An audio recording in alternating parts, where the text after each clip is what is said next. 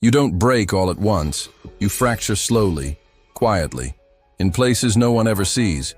It starts with explaining yourself to people who never plan to understand you, with giving second chances that turn into third, fourth, fifth, until your boundaries feel like rumors instead of rules. You call it being kind, mature, patient. But deep down, something feels off, drained, resentful, hollow. Here's the uncomfortable truth most people never say out loud. The world doesn't reward goodness the way you were promised. It tests it, exploits it, pushes it until it snaps. Machiavelli understood something centuries ago that still unsettles us today. That power doesn't come from being liked, but from being unbreakable. Not loud, not cruel, just untouchable. And if you're honest with yourself, you already know this video isn't about becoming heartless. It's about surviving a world that keeps trying to take pieces of you. Because if you stay the same, the world won't. And it will break you. The world will break you, unless... Before we dive in real quick, if this kind of psychology hits home, tap like, subscribe, and share this with someone who needs it, but won't ask. And I'm curious, where are you watching from right now? City, country, time zone? Drop it in the comments. I read them all. Let's get into it. Good people don't break because they're weak. They break because they're open. Because they lead with trust in a world that quietly rewards calculation. Somewhere along the way you were taught that patience earns respect, that understanding fixes disrespect, that giving more eventually inspires people to meet you halfway. And at first it feels noble. You absorb the tension. You explain instead of confronting.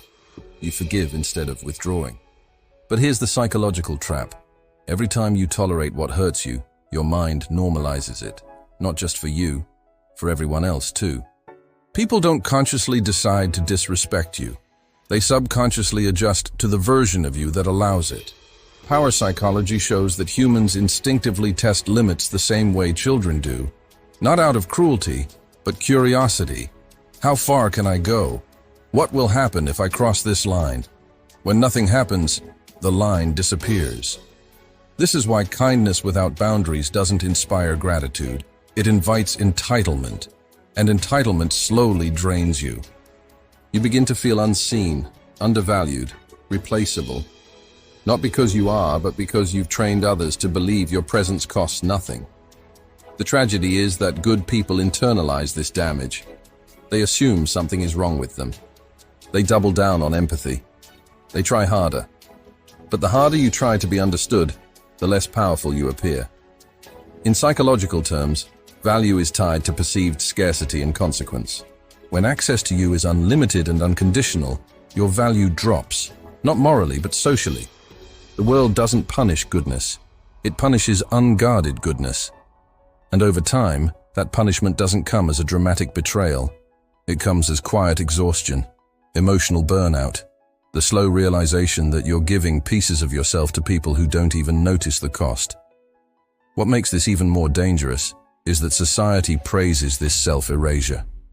You're told you're strong for enduring, mature for staying calm, kind for letting things slide. But Machiavelli warned against this centuries ago, not because he hated kindness, but because he understood human nature without illusions. People respect consistency and consequence more than intention. They remember how you respond, not how you feel. When someone sees that mistreating you has no cost, your kindness becomes invisible. And invisibility is the first stage of psychological erasure. This is why the most empathetic people often end up the most resentful, not because they lack compassion, but because they gave it to those who never earned it. The breaking point comes when your inner world no longer matches your outward behavior. You smile while shrinking. You agree while resisting internally. That inner conflict creates anxiety, bitterness, and self-doubt. And here's the uncomfortable truth. The world doesn't change when you break. It simply replaces you with someone who learned faster. That's not pessimism, it's pattern recognition. The people who remain intact aren't cruel. They're selective. They don't give their emotional energy to everyone who asks for it. They understand that self-respect is not loud, but it is firm. And once you see this, you can't unsee it. You realize that goodness is not the problem. Naivety is. The world breaks those who refuse to adapt, not those who care. And this chapter isn't about abandoning your humanity. It's about protecting it, before it costs you everything. Availability feels harmless at first. You answer quickly. You show up consistently. You make time, even when it costs you rest, focus, or self-respect. And again, you call it reliability, loyalty, being a good person. But psychology tells a colder story. What's constantly available is rarely valued, not because people are evil, but because the human brain assigns worth based on effort and rarity. Think about it. The things you protect most in life aren't the ones you can reach anytime without resistance. They're the ones that require intention. When access to you is effortless, your presence blends into the background. You become expected instead of appreciated. And expectation is dangerous because it erases gratitude. Over time, people stop asking if you'll be there and start assuming you will. That assumption quietly flips the power dynamic. You're no longer choosing, you're complying. This is where emotional exhaustion begins. You feel obligated to respond, obligated to stay, obligated to explain. Not because someone forced you, but because you trained them to expect you. Machiavelli understood this long before modern psychology named it. People do not value what costs them nothing. They test it, stretch it, use it, and when it breaks, they move on without ceremony. The painful irony is that the more accessible you are, the less seriously you're taken. You become convenience, not priority, background noise, not presence. And once you're framed that way in someone's mind, it's almost impossible to regain authority without changing your behavior entirely. What makes this trap so effective is that withdrawing access feels uncomfortable at first. You feel guilty, cold, afraid of being misunderstood. But guilt is often just the residue of old conditioning, the belief that your value comes from being useful. In reality, controlled access is not arrogance, it's calibration. The people who command respect don't explain their absence. They don't announce boundaries. They simply become less reachable. And that shift creates psychological tension. Suddenly people notice, not because you begged for attention, but because your silence disrupted a pattern. Scarcity forces re-evaluation. When you stop being instantly available, others are forced to ask themselves questions they never bothered asking before. Did I take this person for granted? What changed? Why does this feel different now?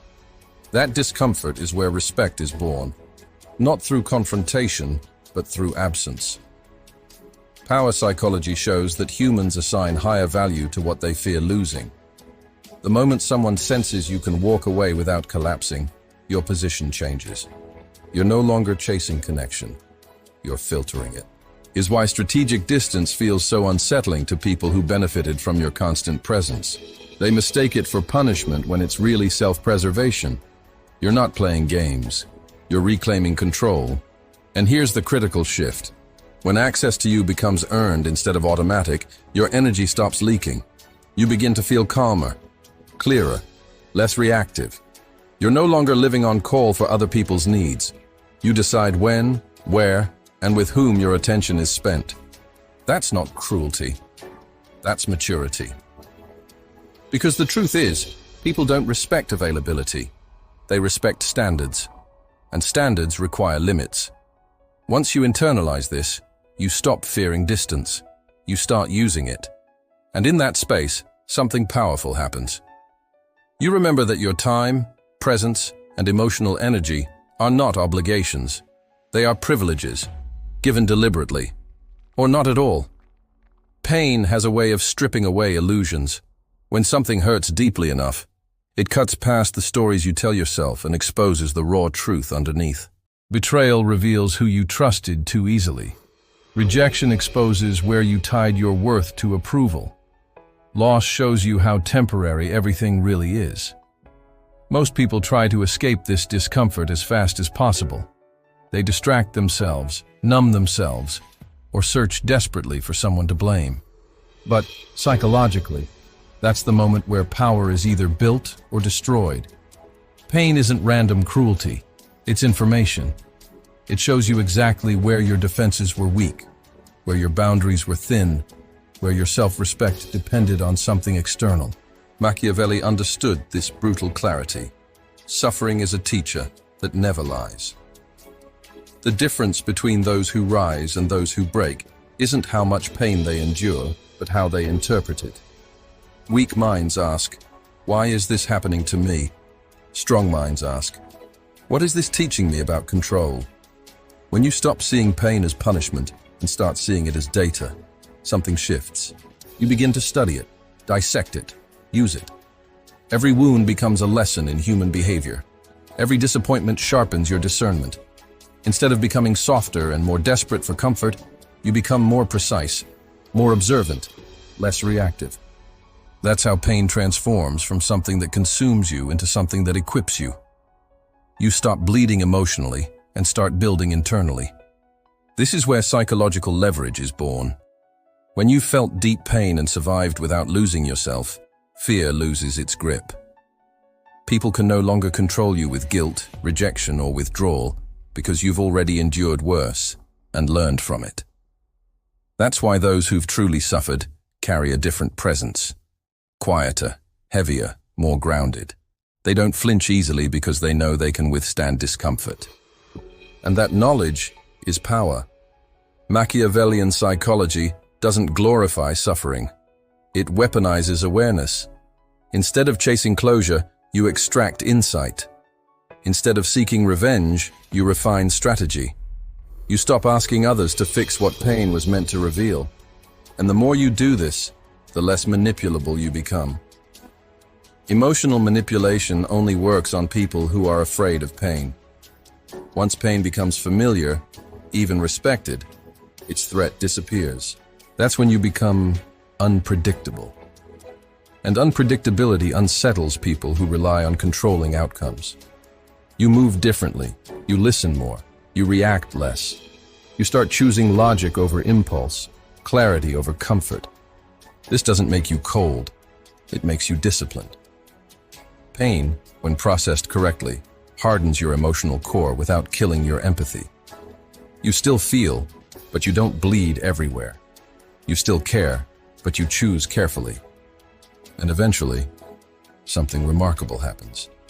The same experiences that once broke you become the reason no one can break you again. Pain stops being a scar you hide and becomes armor you carry. Quietly, intentionally, powerfully.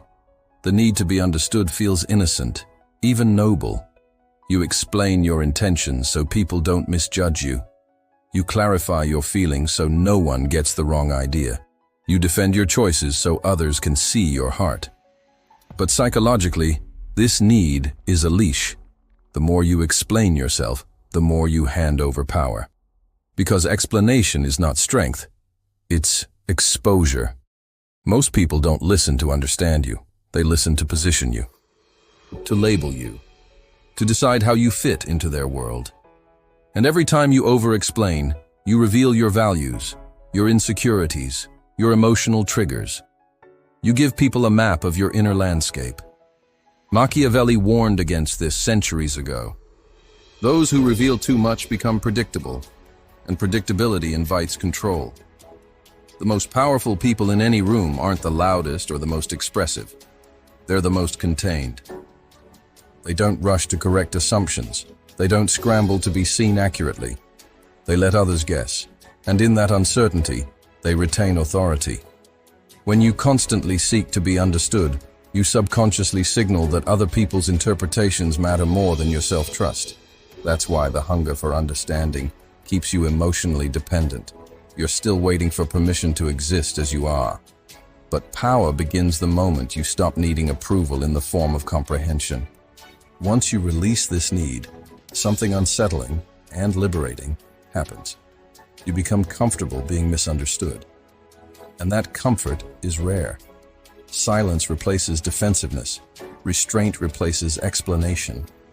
You stop arguing with narratives that were never written to favor you. And psychologically, this shift is profound. When people can't read you easily, they become cautious. They project, they assume, and in doing so, they reveal more about themselves than they ever learn about you.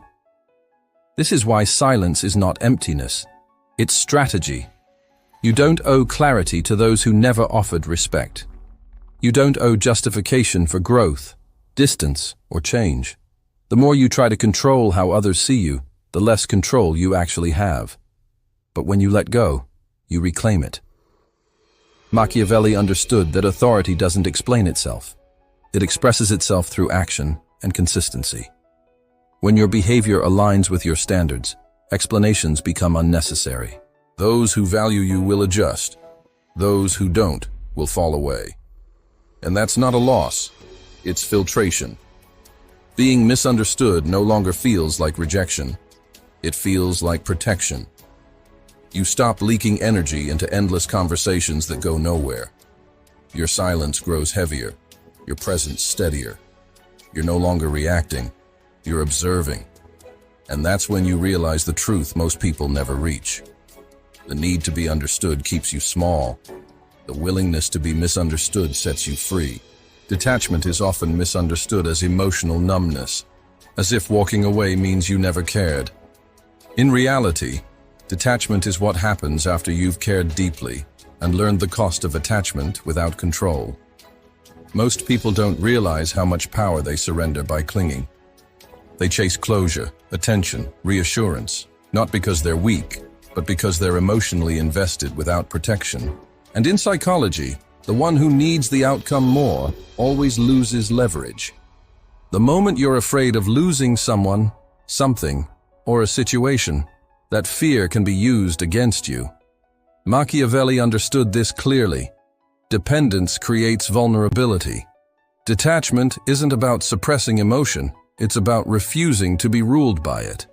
When someone pulls away, the attached mind panics. It explains, negotiates, compromises, but the detached mind observes. It gathers information. It decides. And that difference alone changes the entire power dynamic. When you stop begging for attention, love, or validation, you interrupt the pattern that kept you small. Silence replaces desperation. Absence replaces pleading. And what's fascinating is how unsettling this is for people who once benefited from your emotional availability. They're not disturbed because you left. They're disturbed because you didn't collapse when you did. Detachment signals self-command. It tells the world, I can want something without needing it. And that distinction is psychological freedom. As detachment deepens, something shifts internally. Your nervous system calms. Your reactions slow. You're no longer living in emotional whiplash, waiting for messages, moods, or signs. You begin choosing peace over proximity. And this isn't passive, it's disciplined. Machiavellian strategy teaches that the most dangerous individual is not the angry one, but the calm one who can walk away without hesitation. Indifference, when genuine, dissolves manipulation. Guilt no longer hooks you. Rejection no longer defines you. Silence becomes your response, not as punishment, but as protection. People feel this shift instinctively. They sense that their usual tactics no longer work. And that's when respect appears. Not because you demanded it, but because you no longer needed it. Detachment restores hierarchy. You move from being reactive to being selective, from being available to being deliberate. This doesn't mean you stop loving. It means you love without bleeding. You engage without losing yourself. And perhaps the most powerful part of detachment is this. It teaches you that nothing external completes you. When you realize that, you stop bargaining with your dignity. You stop chasing people who hesitate. You stop reopening doors that cost you your peace. Detachment doesn't make you cold. It makes you unmovable. And in a world built on emotional leverage, being unmovable is one of the highest forms of power. Boundaries are not walls built out of fear. They're structures built from self-respect. Yet most people are taught the opposite. They're told that saying no is rude, that enforcing limits is selfish, that protecting their peace means they're difficult or cold. So instead, they tolerate. They overextend. They forgive without change. And slowly, their lives fill with resentment and chaos. Psychology makes this clear. Whatever you allow will continue. Humans instinctively test limits, not to be cruel, but to understand where power lives. When there are no consequences, behavior escalates. When there are no boundaries, your emotional space becomes public property. Machiavelli understood this deeply. He warned that mercy without structure invites disorder. Forgiveness without consequence is not kindness, it's surrender. Every time you ignore disrespect to keep the peace, you teach others that your comfort is negotiable. And once that lesson is learned, it's rarely unlearned. This is why people who lack boundaries often feel invisible. They are seen as flexible, accommodating, easy. But ease erodes authority. Boundaries are what give your presence weight. They define where you end and others begin. Without them, your identity becomes porous. Everyone's needs seep in. Your own priorities fade. And eventually, you don't recognize yourself anymore. When you begin setting boundaries, the reaction can be uncomfortable, even hostile. People who benefited from your lack of limits will resist them. They'll call you selfish, dramatic, changed. But this resistance is proof that your boundaries matter. Power psychology shows that enforcing limits immediately rebalances relationships. You stop arguing for respect and start demonstrating it through action. Distance replaces debate. Consequence replaces explanation. And something fascinating happens. The noise dies down. The manipulators disappear. The opportunists lose interest. What remains are the people who respect your standards without resenting them. Boundaries act as a filter. They repel those who only valued your availability and attract those who value your presence. Machiavelli believed that leadership, in any form, begins with self-command. If you cannot govern access to yourself, you cannot govern anything else. Boundaries are not about control over others. They are about sovereignty over your own life. They allow you to say yes without resentment and no without guilt. They restore dignity to your choices. And once you internalize this, you stop fearing conflict. You realize that chaos isn't caused by firmness. It's caused by inconsistency. When your boundaries are clear and enforced calmly, you don't need to raise your voice. Your absence does the talking. Your consistency builds respect. In the end, boundaries don't isolate you. They protect you. They turn kindness into strength and empathy into authority. And in a world that constantly tests limits, the person who knows where they stand becomes impossible to push around. Silence is uncomfortable for most people because it removes their sense of control. They talk to fill space, to manage perception, to soothe anxiety. But in psychology, silence is not emptiness. It's dominance. The more you speak, the more information you give away. Your intentions, your emotions, your insecurities.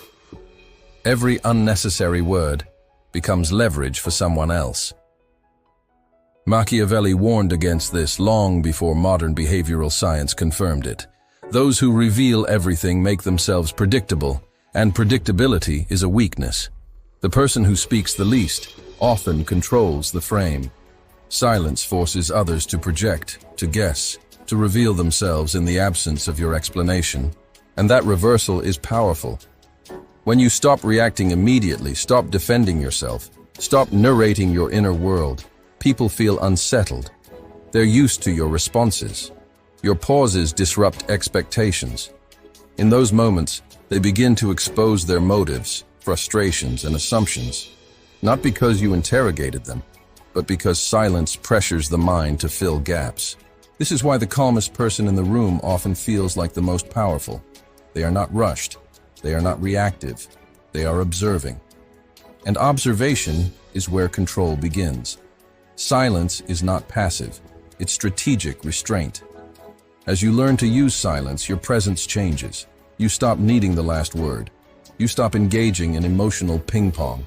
And without realizing it, you reclaim your authority. Silence communicates self-possession. It signals that you don't need to convince, impress, or prove anything. And that unnerves people who rely on reactions to feel significant. Power psychology shows that unpredictability creates respect. When people can't read your next move, they hesitate. They become cautious. That hesitation is influence. Silence also protects your energy. You conserve emotional resources instead of spending them on arguments that lead nowhere. When provoked, your restraint becomes a mirror, reflecting the other person's agitation back at them. They escalate, you don't.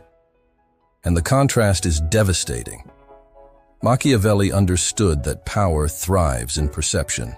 You don't need to announce strength, you let others feel it. When you speak less, your words carry more weight. When you respond slowly, your reactions appear intentional.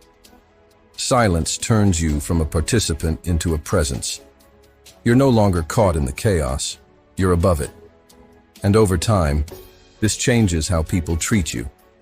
They think twice before crossing you. Not because you threatened them, but because they can't predict you. Silence makes you unreadable. And what cannot be read cannot be controlled. In a world addicted to noise, the one who masters silence becomes impossible to overpower. Loyalty is praised as one of the highest virtues, but psychology reveals a harsher truth. Loyalty without strategy becomes a liability. When you give unwavering allegiance to a person, group, or idea, you surrender flexibility. You lock yourself into an identity that others can exploit. Machiavelli warned that people are not bound by loyalty the way stories suggest. They are bound by advantage. Circumstances change, power shifts, interests evolve. And when they do, blind loyalty becomes a cage. The problem isn't loyalty itself, it's unconditional loyalty. When people know you will stay no matter what, they stop respecting the cost of your presence. Predictability sets in, and predictability, in power dynamics, invites exploitation. You become the dependable one, the replaceable one, the one who gives more than they receive because they believe commitment should be permanent. But in reality, commitment without boundaries erodes autonomy. The moment your identity becomes the loyal one, you lose leverage. Your departure stops being a threat. Your approval stops being valuable. And without leverage, respect fades. This is why those who serve too faithfully are often the first to be discarded when circumstances change. Not because they lacked value, but because they lacked optionality. Strategic loyalty looks very different. It is conditional, not emotional. It aligns with purpose, not attachment. Machiavellian psychology teaches that alliances should serve growth, stability, and self-preservation, not guilt or fear of being alone. When loyalty no longer serves those ends, it must be re-evaluated. This doesn't make you heartless. It makes you realistic. The powerful never bind themselves completely to any one person or structure. They maintain internal independence even while appearing aligned. This creates an illusion of loyalty while preserving sovereignty. And that illusion is often more effective than devotion itself. People respect loyalty they might lose. They take for granted loyalty they can rely on unconditionally. When others know you can walk away, your allegiance becomes a privilege, not an expectation. That's when it gains weight. You're no longer loyal out of fear of rejection. You're loyal by choice. And choice is power. This mindset doesn't destroy relationships. It purifies them. It removes obligation and replaces it with mutual respect. You stop being owned by your commitments and start managing them. In a world where attachments shift constantly, the person who remains internally free cannot be trapped, betrayed, or discarded without consent. Blind loyalty chains you to outcomes you cannot control. Strategic loyalty keeps you adaptable, respected, and ultimately untouchable. Most people spend their lives chasing approval, believing that being liked is the safest way to move through the world. It feels logical. If people like you, they won't hurt you. If they approve of you, they'll protect you. But psychology tells a different story. Being liked offers comfort, not security. Respect, on the other hand, creates boundaries. Machiavelli's most controversial insight wasn't about cruelty, it was about realism. He observed that people are more consistent in their fear of consequences than in their affection. Love fluctuates. Approval fades. Respect endures because it's tied to perception of strength and self-command. When someone respects you, they think twice before crossing you. When they merely like you, they feel entitled to you. Presence is what bridges this gap. Presence is not volume, it's not dominance. It's the quiet signal that you are grounded, observant, and not easily moved. People sense it instinctively. It's in how you speak slowly instead of filling silence, in how you don't overreact when challenged, in how you don't chase validation when ignored. This presence creates a subtle tension, not fear in the dramatic sense, but caution. And caution is what prevents mistreatment. The people who command respect aren't aggressive, they're composed. Their emotional economy is tight. They don't spend energy proving themselves, and that restraint communicates power more effectively than any display ever could. As you develop this presence, your relationship with fear changes. You stop fearing disapproval because you no longer depend on it. You stop fearing loss because you've learned to detach. And when fear leaves you, it begins to appear in others, not as terror, but as hesitation. They hesitate to manipulate you, hesitate to test you, hesitate to disrespect you casually. This is the psychological shift Machiavelli described. Respect is born when people believe there is a cost to crossing you, even if that cost is simply losing access to your attention. You don't threaten, you don't explain, you just become unavailable to nonsense. And that absence speaks louder than confrontation. Over time, your presence becomes self-reinforcing. People mirror your calm. Conversations slow around you. Energy settles. You're no longer pulled into chaos. Chaos adjusts to you. This is the difference between social power and inner power. Social power begs for reactions. Inner power removes the need for them. And once you reach this state, you realize something liberating. You don't need to be feared by everyone. You only need to be respected by yourself. The rest follows naturally. Presence is not something you announce.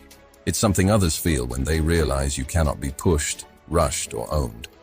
That's when fear and respect align, quietly, in your favor.